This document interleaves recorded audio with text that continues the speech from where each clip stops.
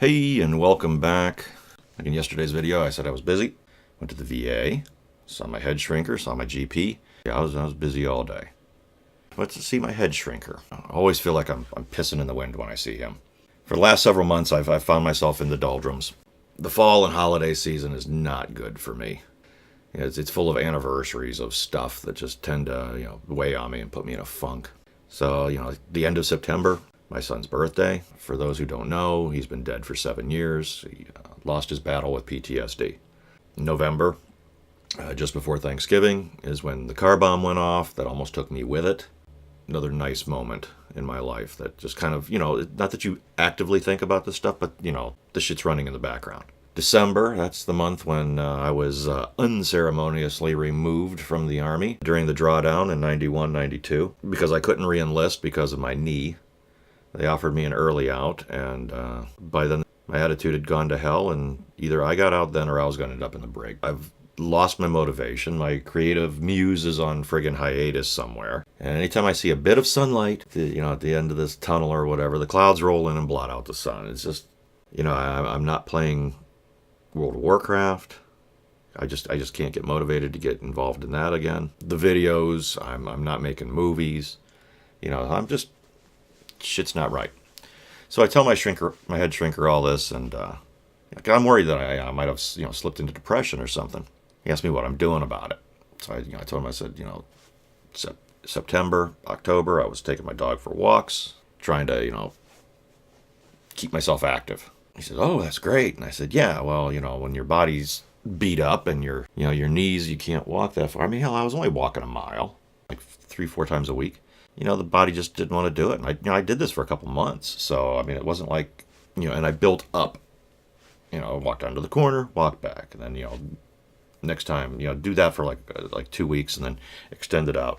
Like you're supposed to when you've been sitting on your ass for years and you're out of shape. And anyway, did that. And then the body was just like, no, you got to quit. Told him about, I tried to get a job. And some of you know about this. Most of you don't. I tried to get a job at Walmart. Well, went in for the first interview and everything went great.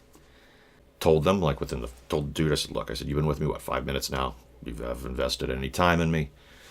Let's just, I want to get this out there. So, if this is a problem, then we can just end it now and then move, we can get on with our lives. I said, I have PTSD. And if you try to put me on a register, I will walk out the front door. I won't even clock out. I'll just leave. He says, that's fine. With the job that we're going to have you in, you're not going to have to worry about being with customers. I'm like, all right, cool. This is actually the first real attempt that I've made to get back into the workforce. You're almost 50 years old. Your prospects tend to dry up. A lot of things I can't do anymore physically that I used to be able to do. So like I said, the first interview went great. We get done with that, and he says, can you hang out for about 15 minutes? We'll do a second interview. I'm like, oh, hell, that's pretty good. So I get the second interview, and same thing. Within for the first 5 minutes, I tell dude, I said, look, I got PTSD. Don't try to put me on a register. I'm walking out the door. He's like, cool, don't worry about it. You'll be working in the back at nights, unloading trucks. You won't even have to see the customers. I'm like, sweet. Doesn't get any better than that. So then they schedule me my third interview with the store manager. So at this point, I'm feeling pretty good. I'm going to get a job, going to make some money. Everything's going to be right with the world. Well, I show up for the interview on the scheduled day. I'm 10 minutes early, which is fine. Because you're supposed to show up early. That's just how I was raised. So the time of the interview comes. Nothing is said. They know I'm there. I announced myself and told all the right people. 15 minutes, half hour goes by. Still nothing said to me. I'm thinking, well, another 5 minutes and I'm out of here. So I look at my phone and, 35 minutes had gone by. And I'm turning to leave, and I hear, oh, you must be Michael. And I look at this guy, and he'd already walked past me twice without even so much as, batting an eye, saying, hey, I'm sorry, nothing. No acknowledgement whatsoever. All right, so I'm not real thrilled with this knucklehead, but, it's all good. We'll go in for the interview. And so while we're there, he, asking me this, asking me that, I get it. It's an interview process. You have to jump through some hoops. Not a problem. I've been in the game long enough. I was a hiring manager, before. So I know how to play the game. And then he asked me a question. He says, "What kind of dog are you?" And I'm like, "Excuse me?" He says, "What kind of dog are you?" He says, "If I throw the ball, are you going to bring it back? Or am I going to have to fight you for it?" And I'm looking at him and I said, "I'll bring it back within reason." Now I'm not liking this guy at all. And then he says, "Would you consider yourself a happy person?" And I said, "Sometimes." He says, "When you're not happy, how do you deal with that?" Well, I try not to take it out on those who are undeserving. And he's like, "Oh, that's how a man does it. That's a real man." Well, he's talking to the woman who's behind me. She's going to be my new manager. And he's like, "Yeah, that's how a man does it. Not like a woman. Not like how they do it." And he says, "Could you work for someone like that?" Like that. And I turn and I look at the woman. She looks like a nice lady. I said, "Yes, sir. I could work for her." And I'm thinking, this guy is a douche nozzle. We finish up the interview. I'm not real thrilled with this guy. And I'm thinking, if he's a dick to me and a dick to his employees during my interview, I don't want to work for this jackhole. So I let them pay for a piss test, which I passed. Woot. Or at least apparently my THC levels were low enough that it was not a concern. Well, they tell me, this is on a Thursday. They tell me, we'll call you on Monday. Monday comes and goes. Next Monday comes and goes. And then finally, the Thursday, so 2.5 weeks later, they call me at 7:44 in the morning saying, "Hey, we need you to come in today as soon as possible, in uniform."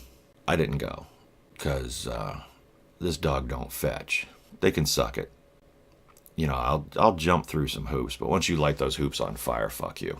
But my head shrinker, he agreed that the manager was a douche nozzle, and it's probably best that I didn't take the job because it would have just been all bad. So he asked what else I was doing. I told him I was trying to put up a video every day, regardless of length and content. And as some of you know, the content's really been kind of shitty and weak. And he said, "Oh, I would have suggested that." Told him about the couple times that I went SI, and he asked how I was now, and I told him that I'm stable. He talked about the vet in Texas who shot and killed the doctor at the VA, and I said, I know why he did it. I said, I know why he did it without knowing why. I go, he was tired, he was fed up, he'd been lied to and swept under the rug. He was done. And while I'm talking about this, my shrink was, he was fidgeting in his chair. It was kind of funny. I reassured him that no one in Washington was in any danger from me. The only time he perked up was when I mentioned I was thinking about going back to American Lake for a tune-up. He agreed that was a good idea. I think it's funny. I obviously have an impact on this guy when I talk to him, and I make him nervous, and he thinks that I could be dangerous, but he he doesn't really help me a whole hell of a lot when it comes to getting an increase in my rating. But apparently the problem is I'm a little too proactive in my mental health care.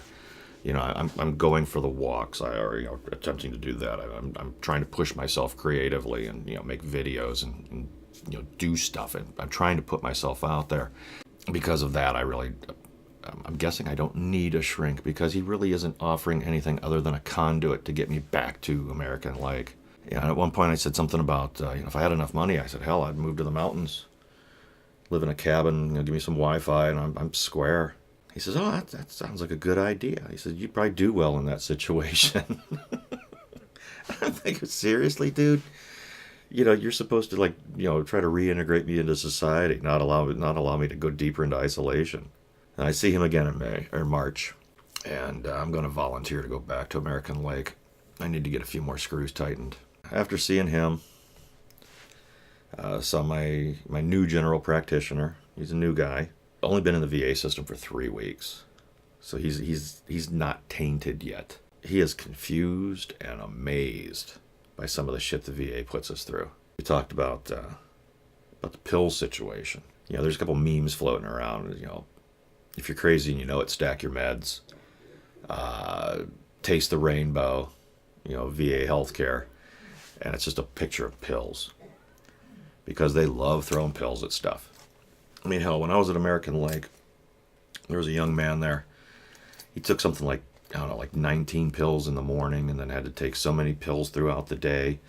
and then had to take another handful of pills at night because that's what he was prescribed. And if he missed any of those, shit hit the fan and everybody got all bent out of shape. I have enough physical crap going on with me. A lot of it is just minor, so thank God for that. You got a little bit of psoriasis going on, little spots on my body that are the skin's peeling. Being a redhead, I'm cancer fodder. I'm just waiting for skin cancer to eat me. So he checked me out and he said, "No, you're fine." But there's enough other stuff going on too that I got to go back and see him. And I'll see him in March with my head shrinker. I'm also getting a new eye appointment then too. But man, don't get old. It hurts and it's embarrassing. Yeah, it's just one of those things where you got shit going wrong, either physically or mentally, and you're trying to fix it. And like I said, apparently I'm too proactive in my own healthcare for my shrink to do me any good. Is what it is. But that's what I was doing all day yesterday. Was dealing with those guys. Take my old computer and fix that thing up and get it working again. So give it to like I said, we'll call him my stepson just for easy reference. But he's a good guy, and he's got a good lady and a beautiful baby. And if I could help him out that way, that'll be good. Well, there you go. I don't even think I have to edit this. I think I did it all in one take without sounding too much like a stuttering idiot. Have a good one, and we'll see what I can come up with for tomorrow.